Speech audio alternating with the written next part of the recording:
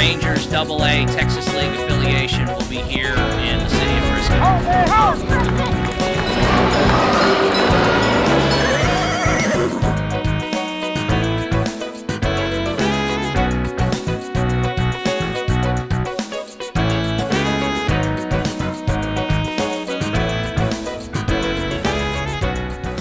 Hello everybody, welcome to Frisco Today. I'm Dana Baird, Director of Communications for the City of Frisco. We want to thank you for joining us as we kick off a new monthly news magazine show featuring information about your city services and programs.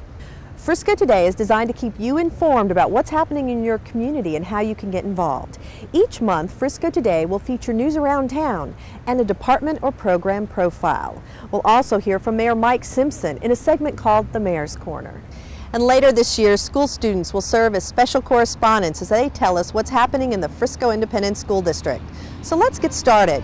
Coming up next, citizens band together to rebuild a place where children play, and they're getting ready to play ball in 2003. Those stories and more coming up on Frisco Today. Frisco now features high-tech classes at a low cost. As part of the Collin County Collaborative, the Frisco Public Library is offering adult computer training classes for just $10 per class. Courses include Intro to Computers and the Internet, job hunting skills, and Microsoft applications. Courses in Spanish are also available. Distance learning classes are offered to citizens with Internet access, making computer education convenient for those with hectic schedules. But you must be a City of Frisco library card holder to register for classes. For more information and to register, stop by the Frisco Public Library or call 972-335-5510. Volunteers are vital to the success of many programs and projects here at the City of Frisco. Without you, we simply couldn't do some of the things we do, like establish a new Citizens Emergency Response Team or rebuild a popular playground. Those stories top our news around town. I want to get someone putting a fire out. I want someone to go through, do triage. The Frisco Fire Department has a new tool to help it deal with disasters. Community emergency response teams are made up of citizen volunteers who are trained in everything from first aid Is he hurting anywhere? to search and rescue.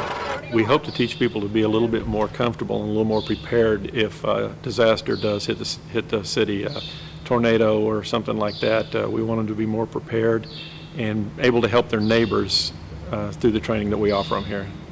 Beginning in November, members of the Citizens Fire Academy alumni and fire department employees took part in a pilot training program. Additional firefighters who were in the class were really very helpful in that they've seen so many different things. They were able to present scenarios to us and give us an idea of how we should respond to those. It's going to be very beneficial to the neighborhoods of Frisco and to make sure that everybody's safe if in fact a disaster does hit. I learned things in this class that you can't learn in CPR, you can't learn in just a normal schooling situation. Community Emergency Response Team classes will be held Monday nights from 7 to 10 p.m. beginning January 27th. For more information, contact the Frisco Fire Department at 972-335-5525 or check out friscofire.com. More than 300 citizen volunteers helped rebuild Friendship Park over a 3-day weekend in December. Approximately 40% of the wooden playground was damaged by arsonists. Many of the folks who worked to restore the park helped erect the original playground in 1999. Very similar, everybody coming together, trying to, accomplish something for the community. And I would say it's very similar. Probably a little more so in the heart now, knowing that someone, caused the damage to it and us wanting to get it put back together. We're just out here because, we're trying to better the community and just make the park look better. Well, I think this is just an indication of the great community we have, all the volunteerism, the spirit of trying to get the Friendship Park rebuilt back to the way it was. Friendship Park, located at 8000 McKinney Road near downtown Frisco, is open for play. 3. An historical day for the park that chronicles the history of the Shawnee Trail. Central Park is now officially part of the City of Frisco's park system. Developer Gene Phillips donated the park to Frisco in December. We think it's a very unique park, one-of-a-kind type parks in the entire country, and So we're happy to see how it turned out. It's a real treasure of our city, and in a few short years, this park has established some traditions for our families in the city of Frisco that will never be forgotten. The 8-acre park features fountains, an amphitheater, and bronze longhorn steers and cowboys commemorating cattle drives. Quotes etched in stone and on concrete sidewalks also offer a walking history lesson about what life was like in our area a century ago. Swing! Can't hit, can't hit. Speaking of cowboys, the Central Park sculptures and our area's history inspired the name for Frisco's professional baseball team, the Frisco Rough Riders. The home team is going to be on the third base side. One of the best lines from the movie Field of Dreams is, "Build it and they will come." Well, that's exactly what happened in November when the Frisco Rough Riders held an open house for a few hundred of their closest friends, their season ticket holders. Some 6,000 fans made their way to the ballpark for the Rough Riders' first ever tour. I don't think we could have anticipated a crowd this size, and it just shows what kind of support we're going to have here in the community and the demand for baseball and for entertainment here in Collin County. Fans poured into the not yet completed facility as if it were opening day. Gobbling down hot dogs and slamming sodas, Rough Rider fans were amazed to see grass in the outfield, light poles, and even infield markings. It was a day for season ticket holders to eyeball where their actual seats are situated. Ours was awesome. It's so up close and personal. It's great. You can reach out and touch the field from here. In fact, it's a smaller park. I checked out my seats. I've got a really good view of the ballpark, and I think every seat in here is going to be a good look. The $29 million premier minor league ballpark, which is home to the Rangers AA affiliate, is world class. The very first pitch for the Frisco Rough Riders is Thursday, April 3rd at 7 p.m. here at home. When we come back, Mayor Simpson shares some of the council's goals for the new year. That's coming up in the Mayor's Corner. Going ahead with Main Street. Do you know how Frisco got its name, or who Rogers Elementary School is named after? You'll find the answers to those questions and much more in Frisco, the First 100 Years. The Frisco Heritage Association produced the book, written by Steve Quinn. Frisco, the First 100 Years, includes chapters on the railroad, agriculture, development, schools, churches, and businesses. It also features histories of 150 Frisco families. The book is $75 and is available now at the Frisco Chamber of Commerce on Main Street in downtown. For more information, visit friscoheritage.org. Welcome back to Frisco Today. We'd like to call this segment the Mayor's Corner, and I'm honored to be here with Mayor Mike Simpson. Thank you very much for joining us. My pleasure to be here.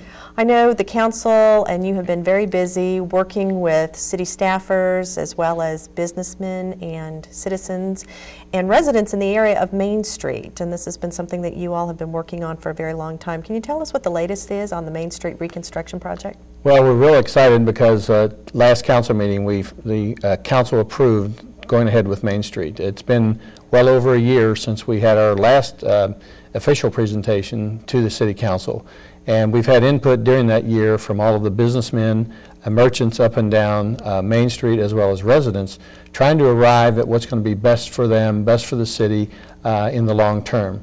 And I'm happy to say that as of Tuesday night, we have got approval. We're going to be moving ahead, and basically it's going to be done in 4 sections. It's going to be done from the toll road over to about the railroad track in the first section, and then it's going to be done from the railroad tracks over to North County, then from North County up to Gary Burns Drive, and then Gary Burns Drive on up to Preston Road.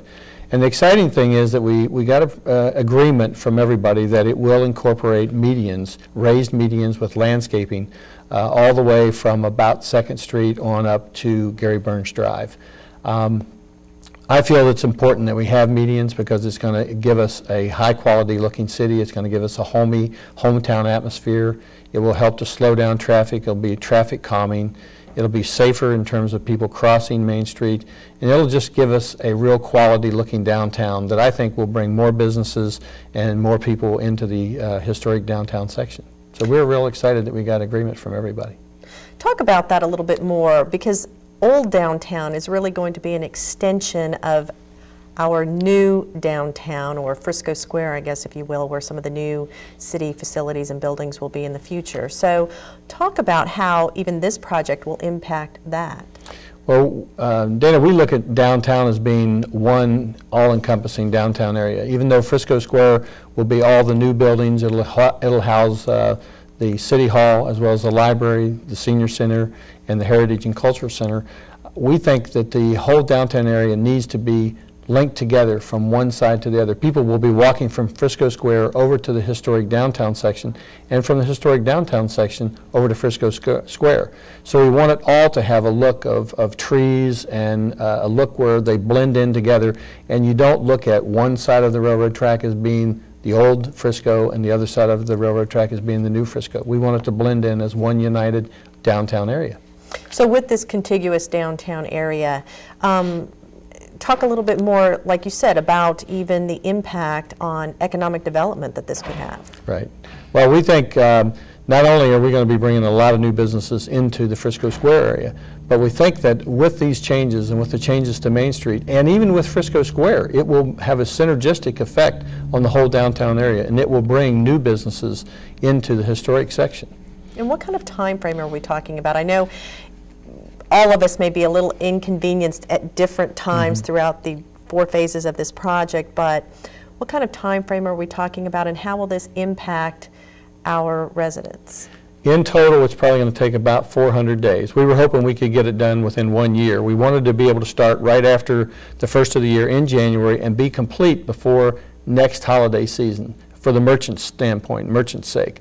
But as it turns out now, it looks like we're probably going to go into and past next December. But what we've made is a commitment to our downtown merchants that will actually stop construction during that holiday season so we won't dramatically impact their business. And it will be done based upon a time frame now sometime in, I'd say, the first quarter of 2004. Okay.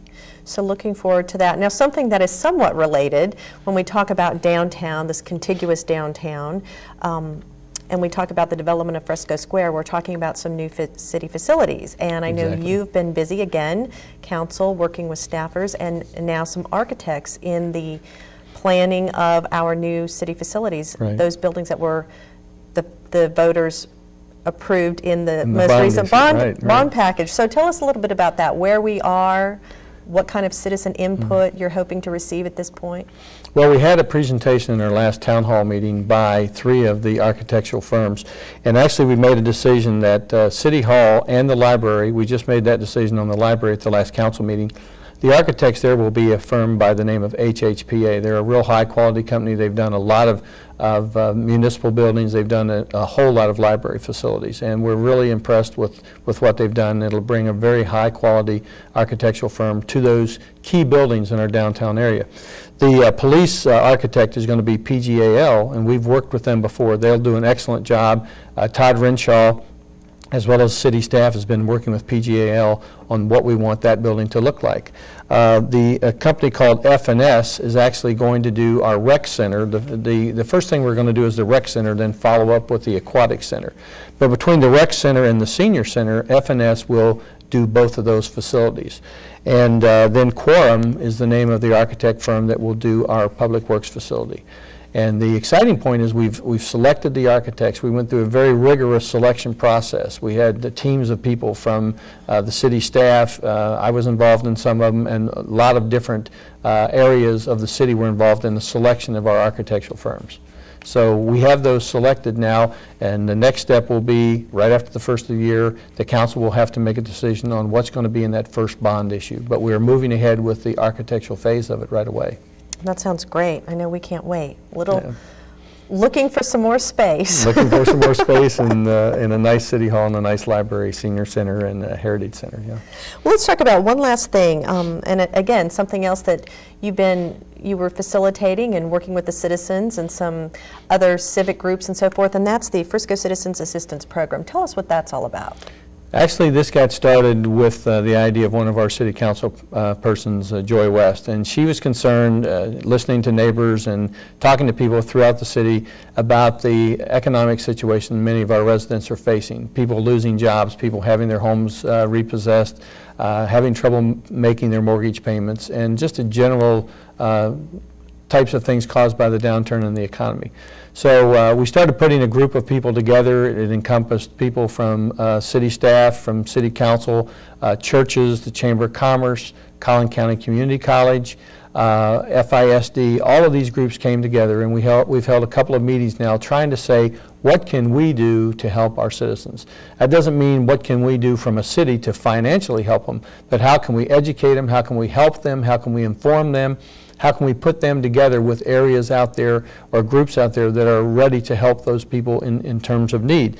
And it involves Frisco Family Service Center, formerly the Frisco's Future, and they are the key area or the key group in helping facilitate all of this. But they're working with a group called Opening Doors through the local Catholic Church here.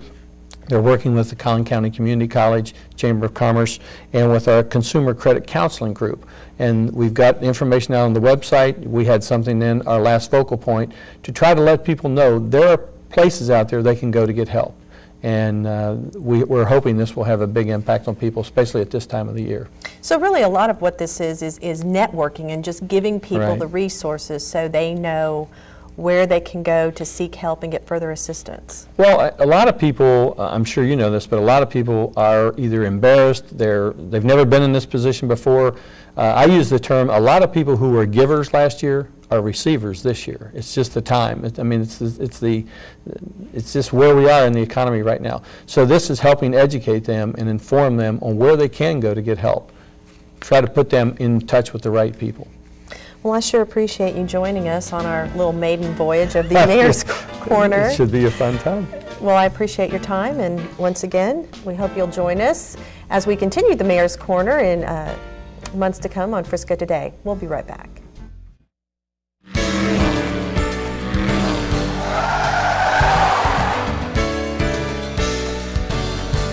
Improvements are underway for well-traveled roads in downtown Frisco. A section of North County Road is temporarily closed while crews install new sanitary lines, a sidewalk, curbs, and a storm sewer. North County from Main Street to south of Stadium Lane is under reconstruction. In the meantime, motorists can use First Street as an alternate route. The North County Road Improvement Project is expected to wrap up in August of this year. More road improvements to talk about, in this case at the intersection of Lebanon and State Highway 423. New traffic signals were installed in December after City of Frisco engineers initiated the project because of safety concerns. Frisco partnered with Denton County to install the signals. They volunteered to pay for and to put up the lights at the intersection, which is owned and now operated by the Texas Department of Transportation. And that wraps up this edition of Street Smarts. Drive safe. The terrorist attacks of September 11th changed our world forever. If there's anything good to come of it, we have renewed patriotism and a greater respect for the men and women who work for our police and fire departments, our everyday heroes. A year after the attack, dozens of citizens showed up at Frisco fire stations to remember those who lost their lives that fateful day and to show support for our own police officers and firefighters. Recently, a group of Frisco firefighters traveled to New York City and Washington, D.C. to show their support for our nation's fallen firefighters. This is their story. Remember in '93, terrorists put a car bomb, killed 6 people in the basement? That's the North Tower right there. Just point 2 fingers at it and bring those 2 fingers back to you like this, and that's the alignment of the 2 towers. Harry Rowland used to work as a tour guide at the World Trade Center. 9 buildings are gone from this area. 7 of those buildings were World Trade Centers. Today, he's still earning a living talking about the magnificent towers. Only now, he describes what used to be. 5 buildings fell down on September 11th, and the rest of them, 4, suffered collateral damage from the debris that came back. Think of it, 110 stories coming down, and only can compress what's so far. Sadly enough, Ground Zero has become a tourist destination. No, I felt bad looking into the hole. I felt like I shouldn't have been looking. The eyes of the world continue to watch New York City as it rises from the ashes following September 11th. The terrorist attacks on the World Trade Center alone claimed the lives of more than 2,800 people. The exact death toll is still unknown. You know, that's the last place they were. I don't know, just doesn't seem right to come down and stand on a catwalk and look over the edge. It seems like there ought to be more In October, 10 Frisco firefighters traveled to Ground Zero on their way to our nation's capital to honor fallen firefighters during a national memorial service. They came to witness history and pay their respects. Makes you want to do a better job, that's for sure. Kind of uphold the brotherhood of the fire service. It's gotten more attention in the last year than anything before that, and I feel like we ought to come up here and show the respect to the families and the people who paid the price for that attention. Like thousands of others who have made the pilgrimage before them, Captain Paul Siebert, Lieutenant Sean Brightman, Lieutenant David Ferguson, Lieutenant Steve Cruz, Lieutenant Gene Pilkington, Brian Jeton, Chip Wertheimer, Trent Scholes, Travis Level, and Nathan Naylor struggled to find words to describe their experience. It's unbelievable, really, how something like that can happen. Come here afterwards and try to imagine what it was like when it did happen, and you can't imagine anything of that magnitude. To actually see it makes it, I guess it brings it to real life. You see it with your own eyes, but it's almost like it's not even real. As surreal as the scene seems, the occasional banner turned diary, the row of wreaths, or the makeshift memorial surrounding St. Paul's Church are constant reminders of what happened here. You can't you just get so emotional. It's a very, very emotional time, I think, for everybody, even for people that didn't lose anybody. If you lived, in another country, I just think it's emotional for the entire world. I think that everybody that died in the Twin Towers are up in heaven safe together. Until you get here, it starts all over again. For New York firefighters, the memories of September 11th can haunt them daily. Even so, firefighter Billy Green manages to share a smile. Boy, a whole bunch just came up. Yeah. Frisco firefighters developed a kinship with Green following the terrorist attack, after Green's parents, who live in Frisco, shared with locals their son is a New York firefighter. Personally, that's who I feel bad for, is everybody that watched this unfold on TV. I mean, I felt that I was there. Even though what we were doing was futile, but I was there. And I just feel bad for the people that watched it on TV and had that feeling of helplessness. Actually, I was kind of mad that there was somebody filming me, after going through this whole horror. But thank God they did, because it saved my family a lot of agony, which, some of the guys just still haven't been recovered. Green is assigned to a firehouse first established in the 1760s. The 8-year department veteran says he's proud to work in a place with such a rich past. It's that history and the bonds of brotherhood that brought him back to Engine 6, despite the horrors he experienced at the World Trade Centers. I looked up and I seen there were multiple floors on fire now on two sides of the building that I could see. And there were a lot of people jumping out of the building. And we had to run into the building for fear that we were going to get hit from the jumpers and debris. Engine 6 was one of the first to arrive at the World Trade Centers. Green was on the 36th floor of the second tower when it crumbled. The building collapsed. I entered the North Tower with 4 other firefighters, and I was the only one to make it out. Green's lost brothers are honored in a makeshift shrine that continues to evolve on the sidewalk outside the station. There were 343 firefighters lost that day. And actually, last week a firefighter committed suicide. He had a shrine of the guys, his friends that he lost, so now it's claimed another life. So I say it's 344 now. More than a year after the attacks, New York still has a heavy cross to bear. Eventually, the huge hole in the ground will be filled, but filling the hole in our hearts is a greater challenge. For Green, hope and human spirit make the best rebuilding blocks. If there was something good that we could come out of September 11th, I never knew there were so many good people. In New York City, Dana Baird for Frisco Today.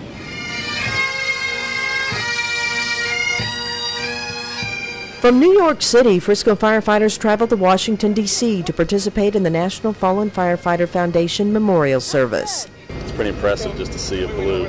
More than 10,000 uniformed firefighters came to honor their fallen brethren and their families. They represented both coasts and everywhere in between. We're Metro-Dade County. That's in Miami, Florida. Southern California, San Bernardino. Centerville, Massachusetts. They lined the streets in the shadow of our nation's capital as a convoy of buses carrying families of fallen firefighters passed through the sea of blue. Frisco firefighters saluted the procession. It means an honor to be around everybody, showing our respect, to give the praise to the guys that have given everything for this line of work, for their citizens. Once the procession of families passed, firefighters followed behind, walking 10 blocks up Constitution Avenue to the MCI Center for a memorial service.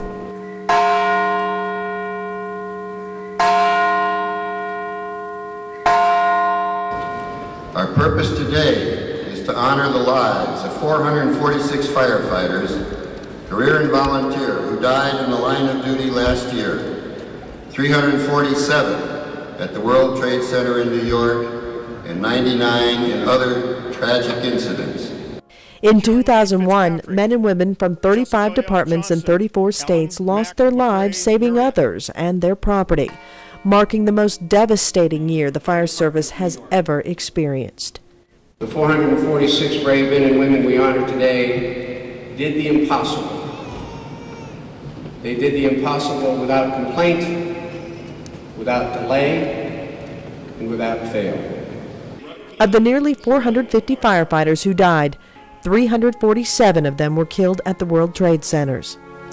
Thomas P. DeAngelis, Battalion 8. Firefighters are our everyday heroes, honored for their courage, selflessness, and sacrifice.